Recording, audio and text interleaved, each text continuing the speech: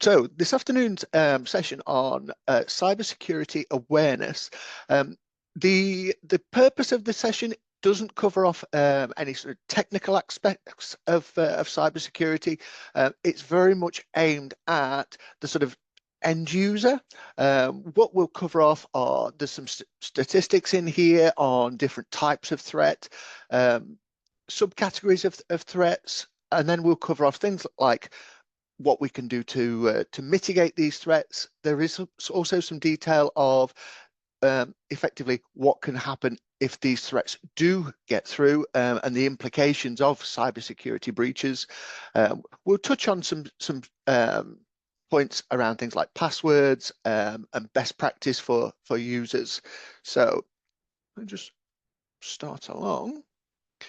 So just as an initial piece of information, a lot of these stats, we used the government cybersecurity breaches survey to get to the majority of these stats. So the outcome of their survey, as you can see, 50% of businesses either experienced a breach or an attack in the past 12 months. 53% were experiencing either a breach or an attack every month. And 32% had reported either a breach or an attack being recognized every single week.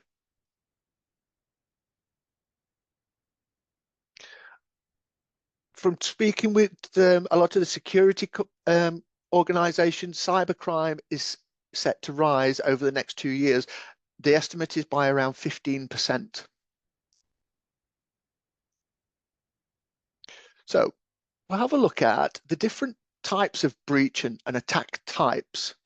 So by far and away, as you can see, at the top of the list are phishing attacks. So fraudulent emails or fraudulent websites accounts for 84% of attacks.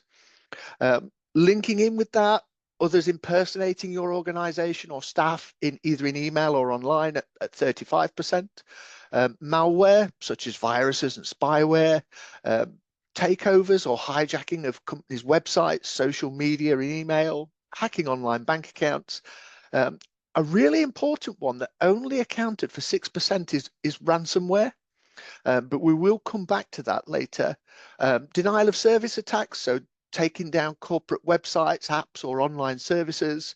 And then much lower down, things like staff unauthorized access of files or unauthorized access of networks externally. Again, a really low one, unauthorized listening into video conferencing or picking up on messaging. And then any other breaches, attacks are things like theft of equipment, so sort of physical damage. So let's have a look at some of the types of attack. So phishing. So phishing can come in the form of email. It can also come in the form of phone or vishing, as it's called. And it can come in the form of text or smishing, as it's known as. So phishing attacks. Here's a typical example that you may even have seen yourself. So the main things to look out for with a lot of these, the highlight will be this is a really important email. The thing to look for with these is double check the email address. So if you a glance at this, looks like it came from missdelivery@dhl.com. If you look a little bit closer, one of the most common tactics that cyber criminals will use is, if you look closely, it actually is at clhl.com. But at a glance, it looks like DHL. They'll use corporate logos. Something that used to be very prevalent would be things like poor grammar, spelling mistakes, although this is getting much, much better. But one of the most important things with those is are you expecting it? So other types of attack, so spoofing or impersonation. So this is impersonating somebody that you think that you already know. So in this case, a supplier. So this could be somebody pretending to be an organization or a person that you work with. Very often it will request transfer of money, transfer of information. One of the common tactics with these is, as you can see in this one, it's a request to transfer £10,000 to some attached bank details.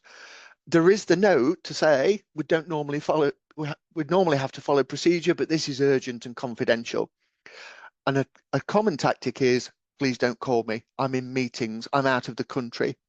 Um, the thing to watch with these is, again, is it unexpected?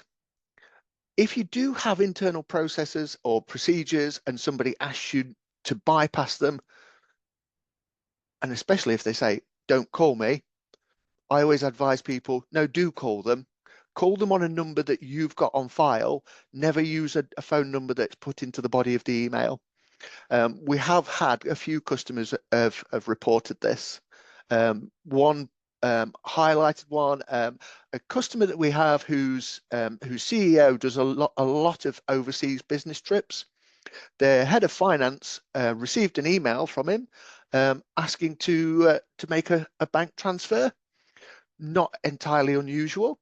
So she responded to say, is it a UK or an international, so that I use the correct account details? And he'd responded with, actually, it's both. But he signed off the emails saying, I do hope this isn't troubling you too much. It was that sign off that triggered to her, something's not right here, because she knew that their CEO would never sign off an email like that. He'd said, please don't call me. I'm out of the country. So she did call him, and obviously he hadn't sent it. So sometimes in these, it is just literally a very small thing of the way that they sign off that can pick up that there's something not quite right about this. As I mentioned, asking you, don't follow procedure that's in place. As I mentioned, a sign off or even an introduction. Is it their usual way of writing?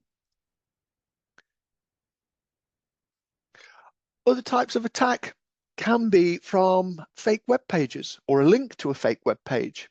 A really important thing to note with this one, the page may well look legitimate. In this case, PayPal, it's asking me to sign in, email and password, it's got the PayPal logo, etc. The thing to note is double check on the address. If it's saying it's a secure connection, the web address should always start with HTTPS and also have a padlock. The padlock in web addresses can't be faked.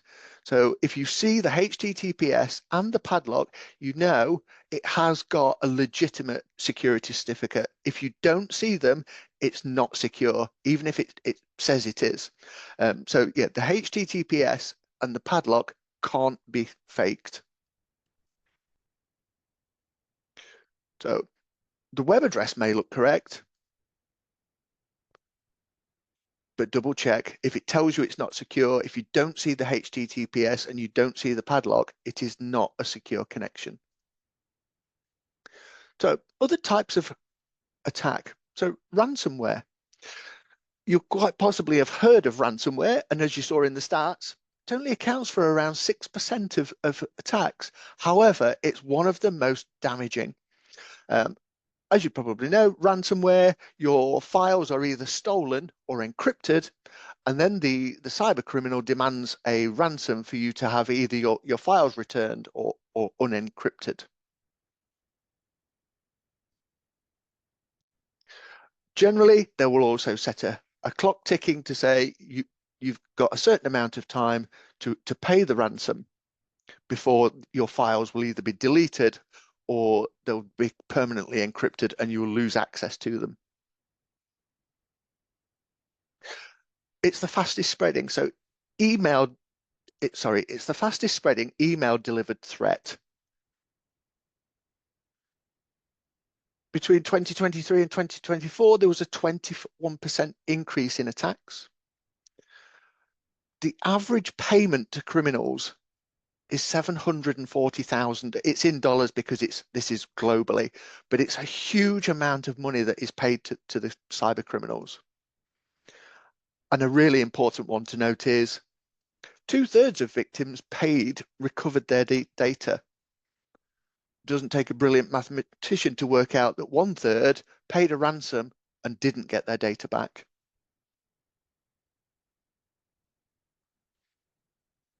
Other types of risks, so collaboration tools. So with this, it's things like Zoom meetings, team meetings. As so many people work remotely now, one of the more common ones that is coming is fake invites to meetings. So things to check. Double check the email address of the person that's sending you this invite. Also, were you expecting to get an invite to this meeting? Do look out for things like spelling and grammar errors. Often, if you hover over a link, it will give you a little preview of where it's going to go. But the main point to note with risks from these collaboration tools is very much like email. Are you expecting it? Do you recognize who it's come from? If you're not expecting it, you don't recognize who it's come from, the simple answer is never click the link. Other risks, and the one that's in the news all over the place at the moment with regards to IT is the rise of AI or artificial intelligence. Things like ChatGPT. So artificial intelligence is now being used by criminals to come up with more and more elaborate and real-looking spoof messages.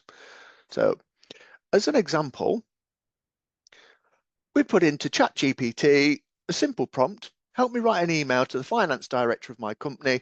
I need to ask him to transfer funds to a new account, but we can't follow the normal procedure. It's very urgent. I don't want him to call me. And this is what ChatGPT produced for us. So very well structured email, a nice introduction. There's no spelling errors. There's no grammar errors. So this is where cyber criminals are now using artificial intelligence to help them to build realistic looking spoof emails. Again, it all comes back to, are you expecting this request? If they've asked you to bypass procedures, just like with any other, doesn't matter how realistic it looks, it's simply a case of never bypass internal procedures. And it doesn't matter who you think the message is coming from. A note in here, there is another tool called deep fakes, which you've possibly heard of, which are used to impersonate a real person's either appearance or their voice. As you can see, it increases the risk of relying on video calls to identify and verify a client. If you only ever meet clients or customers remotely, understand, does your electronic due diligence protect you against accidentally meeting with a fake person? Other risks, and probably the biggest one, is human error. 74% of successful cyber attacks are caused by human error, as against any particular issues or failures within IT security. Things like a human not being able to recognize a threat. And the threat can be as simple as being prompted to click a link in an email or go to a particular web address, bypassing security protocols when they're working remotely.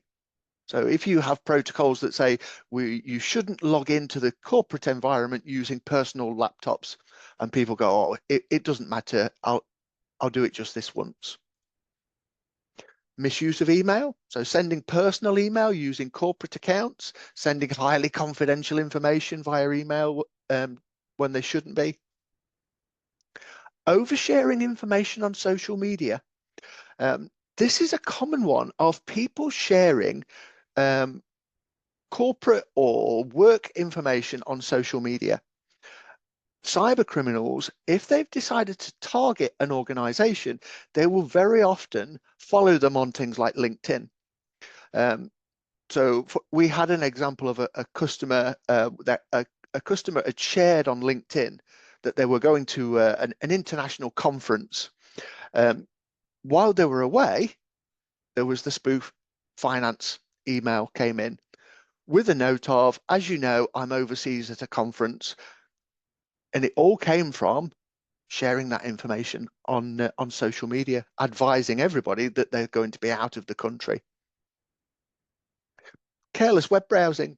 So this is essentially not being careful with what you're clicking on. So what do cyber criminals want? It's a variety of things. Most common one though is money, either through accessing online accounts or deceiving people into paying or transferring money to them. They want personal information to gain access to either online or banking accounts, maybe to commit identity fraud. They want business data, possibly to hold a company to ransom.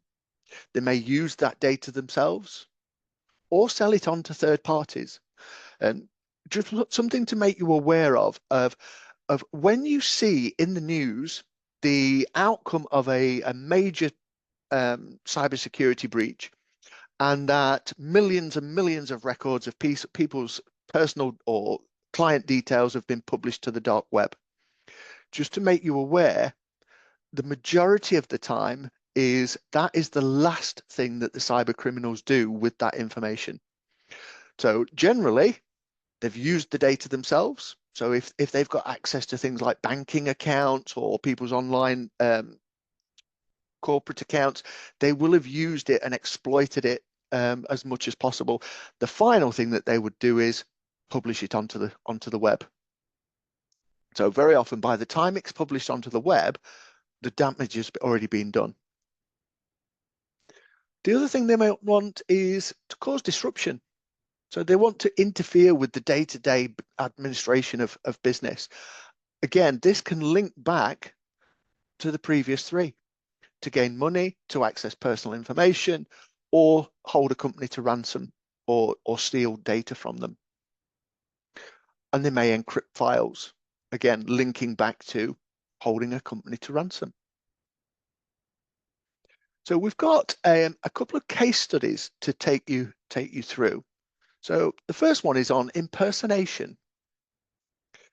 So in this case, Francois is in the process of purchasing her first home, and she'd sent her father many emails about the process asking for advice.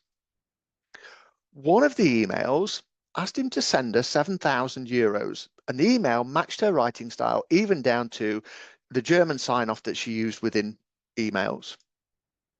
So her father, unsuspecting, transferred the funds. It wasn't until a week later that he contacted her because he hadn't heard anything from her, and then realized when she'd said, I haven't asked you, he'd realized his mistake. So criminals had gained access to her email account, read through the email chain, and then impersonated her, creating a similar email address. So they'd created one from email.com rather than gmail.com, sent an email copying in a previous thread from her mail. Obviously, the person receiving it, completely unsuspecting, but it links back to double check on the email address of the sender. Vishing or voice phishing. So in February 2024, Jack received a call from someone claiming to work for Revolut, an online banking company he used. They explained that because he was using shared Wi-Fi, his online account could be at risk. So asked him a series of questions, He then gave them information without realizing he'd allowed them to add his account onto their own mobile device. So whilst he's on the phone, he received a genuine text from Revolut containing a 6-digit code, which I'm sure you've often used if you use online banking. So caller's able to see that Jack had paid £21.98 to Etsy earlier in the day and asked him to read the code to them to confirm that the transaction was made by him. It was. So Jack gave the caller the code. However, because the code was sent genuinely by Revolut, the caller was actually trying to send a payment to a new payee from his account. Repeated it twice more, gave codes which allowed them to set up 2 more payees. As you can see, money quickly began to disappear from Jack's account. 137 payments were made within an hour. By the time he'd realised, it was too late.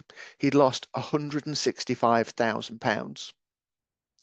Now, we have had a customer in the past fall for a slightly dissimilar version of this, in that it was the Friday conveyancing scam. A client's house sale completion was going through. Friday morning, the fee earner receives an email claiming they've had to change their bank account details at the last minute, with a mobile number in to say, if you need to confirm it, give me a call on this number. Now, the thing is, the criminal had hit the perfect storm. The fee earner was on leave, so their mail was being forwarded to somebody else. The secretary who works with the fee earner was off sick, so it was picked up by somebody who'd not really had anything to do with this client.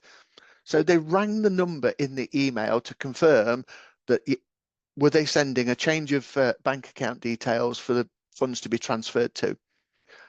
The person answered the phone and was very apologetic that they'd had to do this last minute, but yes, these new bank account details were correct. So they did transfer the funds of just over £1 million house sale to that bank account. And it was only later in the afternoon when the actual client rang to ask why the sale completion hadn't gone through that they realized what had happened. So it is a thing of, don't use the phone number within the body of an email if you suspect anything. Use a number that you've got on file for that person. Another case study for smishing and a deep fake. So August 2023, there's several employees at Retool, which is a software development company, received a text message claiming to be from their IT department. Text advised that there's an issue with an online account which would affect their healthcare cover. So the link in the message appeared to go to the company portal. They then received a call which had used a deep fake of the voice of a member of staff who worked in their IT department, and they were asked to provide a multi-factor authentication code. But providing that code to them allowed them to access the company's portal and the user's multi-factor authentication codes. This then gave them access to the company's network and the internal admin systems. So targeting the accounts of 27 customers, changing email addresses, resetting passwords and locking them out of their accounts. So we'll have a look at the impact of breaches and attacks. Staff's time in dealing with the clear up, downtime if systems have to be locked down, having to introduce new measures. So as the result of an attack, very often new procedures and measures have to be drawn up and implemented. People being unable to work. So for example, with a ransomware attack, people can't work. The files have been locked. They can't access any client or internal data. Complaints from customers, either that the service that you're providing has slowed down or stopped, or it could be that it's got out, and there's reputational damage. There's also the cost. Very often there are quite high costs in repairing, clearing up, recovering from backup. So the UK legal liability for law firms. So in the case of UK law firms, you can face multiple forms of legal exposures if it stems from inadequate cybersecurity, for example, fines and reprimands under GDPR, fines and reprimands from a professional nature by the SRA, or civil claims by clients for negligence or breach of confidentiality, or emotional harm if, as a result of your inadequate cybersecurity, there's been a breach. So now we've looked at the attacks and successful breaches. Let's have a look at ways that we can prevent some of these things from happening. And one of these is passwords. Now, there are a range of different ways that criminals can use to crack passwords. Key logging, for example. So this is malware that gets onto your laptop or your PC, and effectively it logs your keystrokes. Now, generally, when you first switch on, the first things that you enter into your laptop are normally your username and or password. So with key logging software, all the cyber criminals need to do is get that first thing that is keyed in when the machine is switched on. They can guess. So using things like your partner's name, your pet's name for your password. Social engineering, again, it links back to guessing. So with social engineering, are people trying to glean information from you? Are you sharing things on social media that might give people a clue as to what a password might be? A relatively new one is shoulder surfing. This is especially prevalent in coffee shops or on trains, especially. And it's literally somebody peering over your shoulder as you log in to see if they can pick up usernames, passwords, PIN numbers, etc. Brute force, used much less than it used to be, but this is effectively, it's another form of malware that effectively just bombards your user account with combinations of letters, numbers, characters, in the hope that one of them will be your password. Searching might seem like a strange term that somebody could search for your password, but very often people will have a file or a document stored somewhere on their laptop with a list of passwords for all the different sites and applications that they log into. If somebody got access to your physical machine, could they run a search for passwords? If they found a document that contains them all, they can connect into anything that you connect into. Interception. So this is for things like if you're on a public Wi-Fi network and somebody's intercepting the data that's being transferred across it. And theft.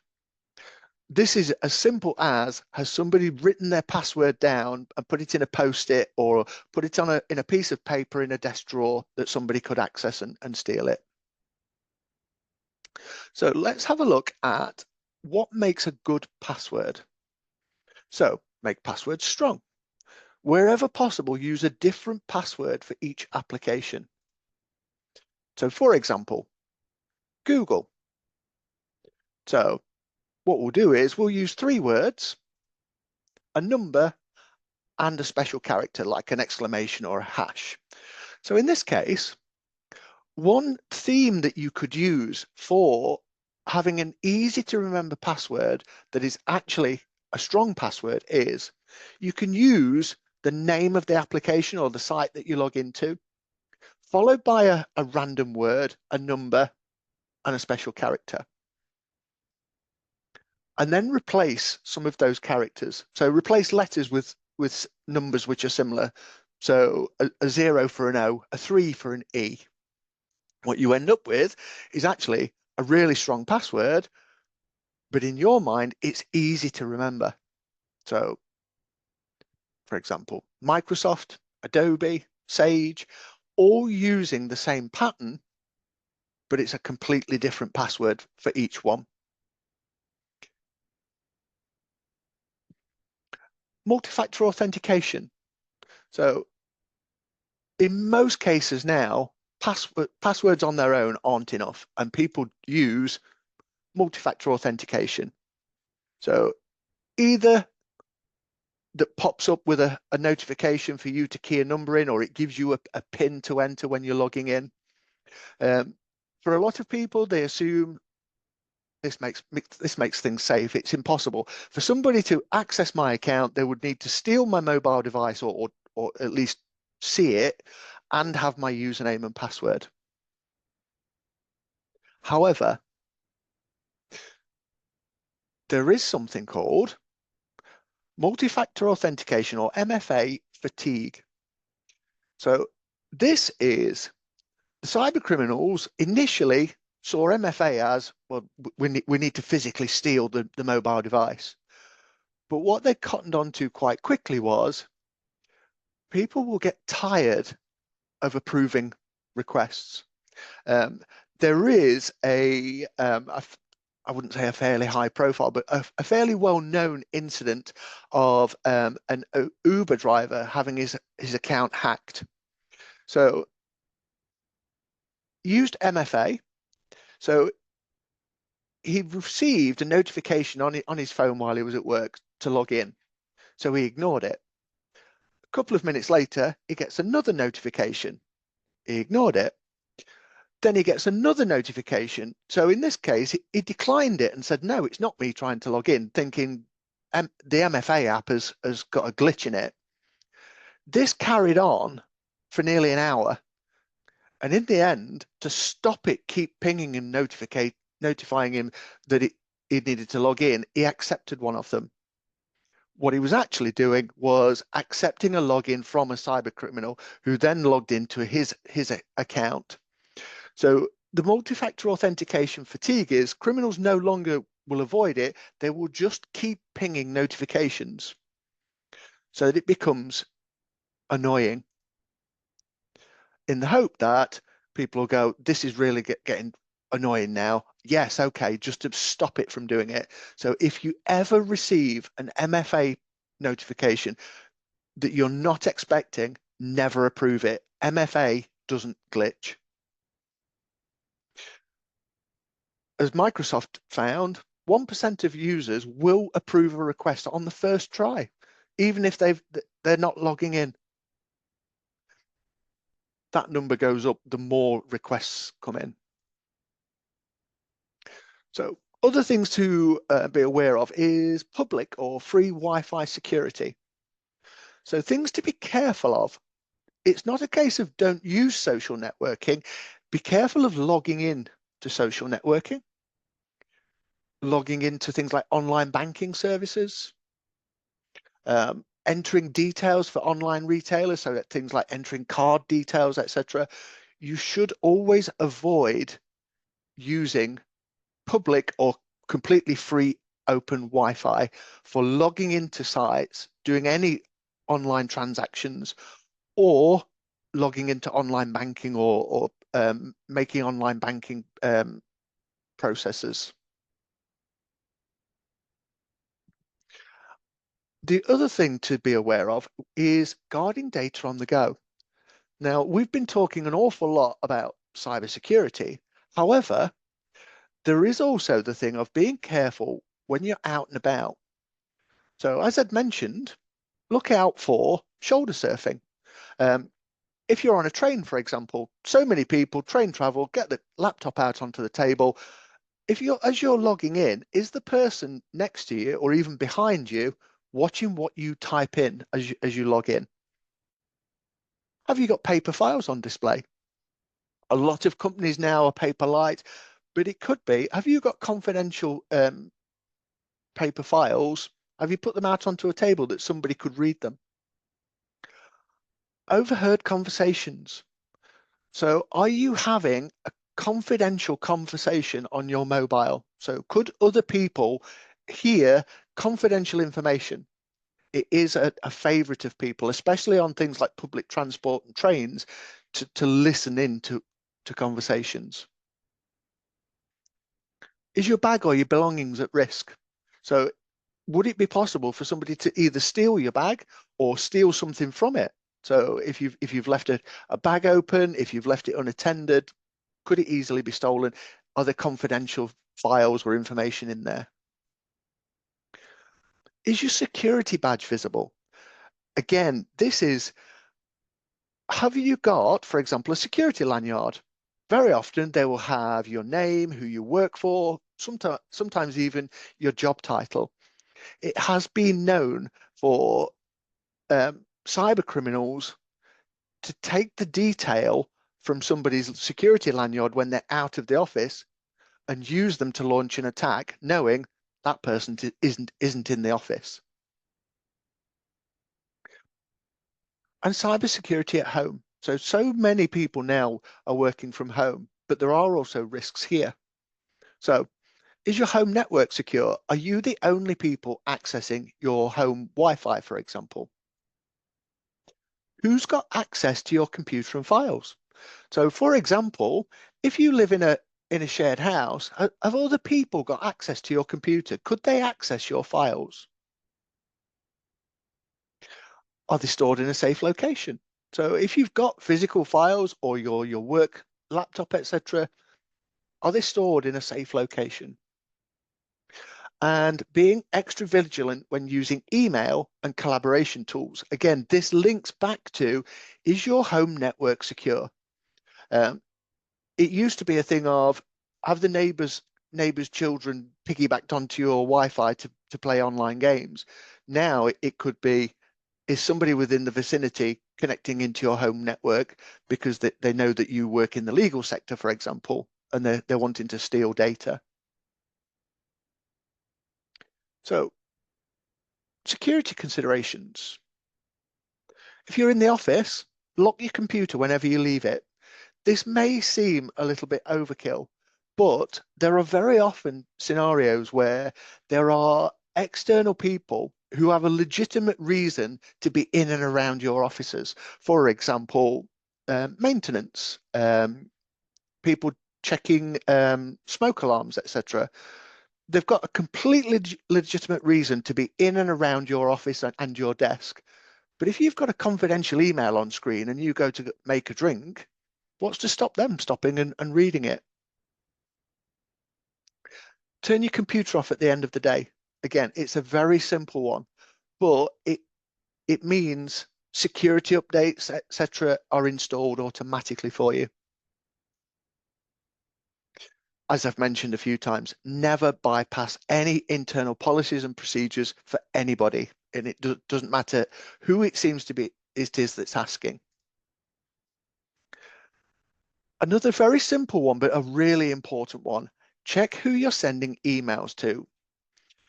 So if you're using Outlook, Outlook is really helpful in that when you start typing in an address, if you've sent an email before, it often fills out the name.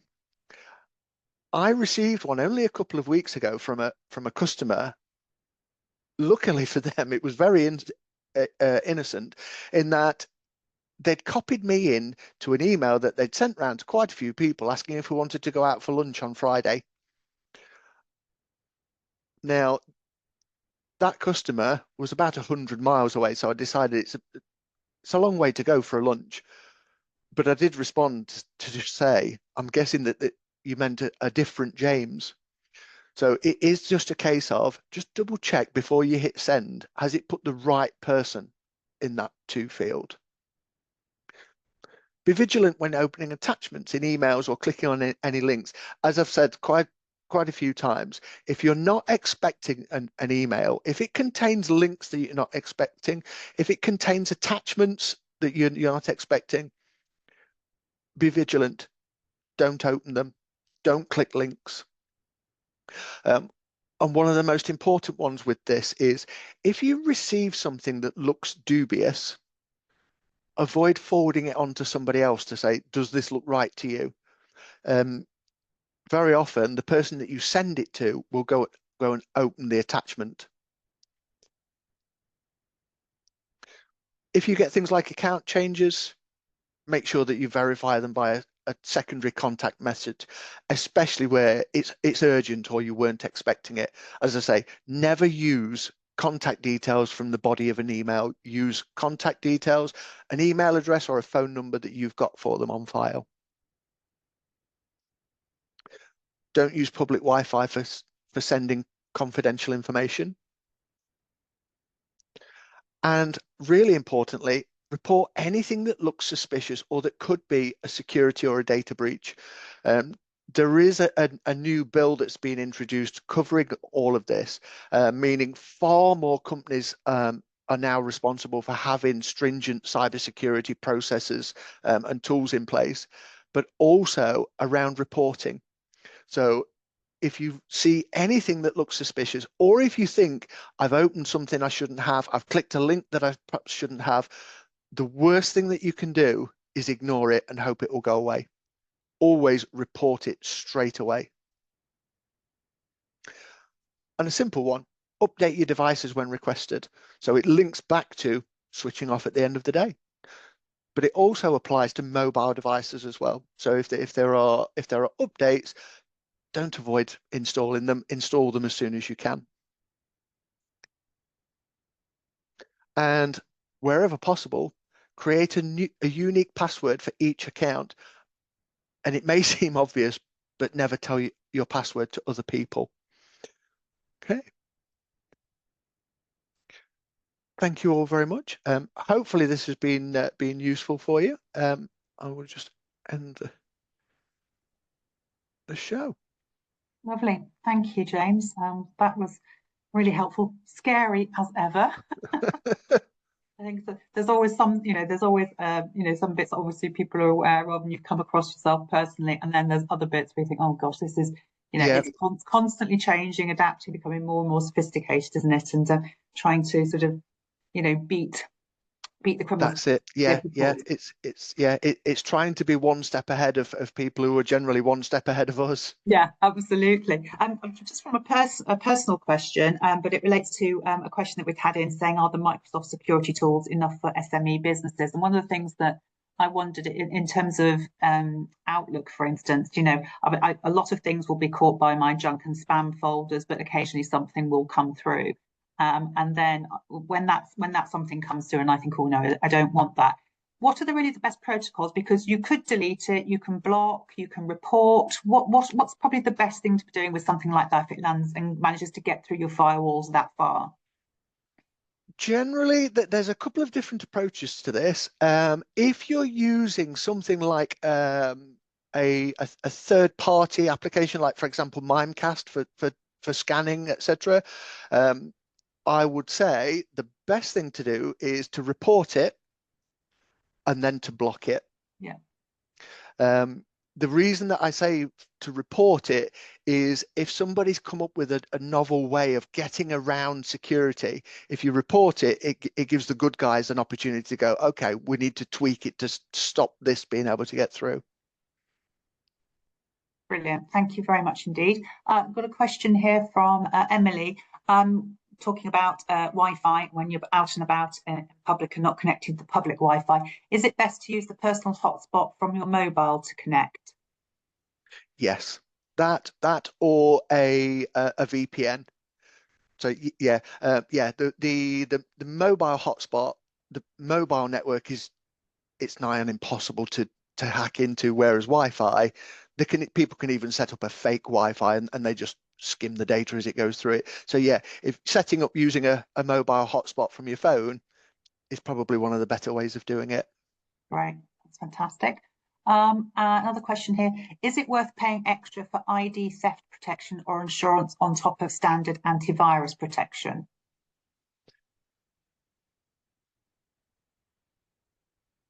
That I wouldn't like to say either way. It probably is. It's better to be belt and braces, I would say. Yeah, I mean, I know certainly one of our supporters is Howden Insurance Brokers, and so we talk about cybersecurity from the insurance perspective, and from the law firm perspective, cyber security or cyber breach will be covered to an extent through the professional indemnity insurance. But again, Yeah, I think increasingly, it's worth checking what that cyber cover includes, doesn't it? Because there are more and more standalone policies out there on the market, and I think the coverage is more extensive. So it's definitely worth talking to brokers around the potential for breach and what's covered on the insurance policies for sure. yeah. Let's have a look. What else have we got in here? I think a lot of the questions we have answered along the way. I think we mentioned it in passing. Can AI start to support this work in the background, highlighting any issues? It actually is. Microsoft's 365 built-in tools are more and more using AI to try and pick up on issues and potential threats. So the simple answer is yes, and Microsoft are already using it. The downside is so are the cyber criminals. It's another one of those of it's sort of to and fro of can we keep up with them? Yeah. But yeah, AI is currently being used by Microsoft to bolster defenses. Yeah. I think one of the things that became really clear in your presentation is that so much of actually the breaches come down to that sort of human error in the Yeah, end. And I know somebody's put in the question, with the rise in increasingly sophisticated phishing and social engineering attacks, what practical steps can organisations take to ensure that staff awareness training actually changes behaviour rather than just becomes meeting a compliance requirement? And that's quite tricky, isn't it? I guess, constant training, constant updating, yeah, becoming part of the cultural norm. yeah. It is absolutely. It's something certainly that we do with customers is, as you say, it's not a box ticking exercise once a year that somebody reads a handout or a 30-minute presentation. Certainly at Kiss, our cybersecurity, whenever a new threat's released, we update it and offer it to customers to say, I know they've seen some of this before, but there is a new threat and that there's a new advanced way that people are being targeted. So yeah, it is almost a thing of that cybersecurity becomes part of the culture of the business and not just, oh, it's something that we have to spend an hour doing every year. Yeah, and I guess the reality is as well, the criminals target people at all levels, don't they? So Absolutely, yes. you can't think, oh, I'm in this particular role and it's only going to be the most senior people. The Yeah, reality is, they get very wily at coming in at all through all sorts of different angles, I'm yeah, guessing. yeah, absolutely, yeah. I think that really covers off all the questions. Everything else was very much covered off in your presentation. So unless we have any final last minute questions, I'll just give everybody just a minute more. James, thank you very much again. Really, really Thank you. helpful. Again, if people want more information regarding cybersecurity in their firms, then obviously we'll send the details of Kiss over, and people can come and talk to you and your team, can't they, about any Absolutely, additional yes. help or training that you might need.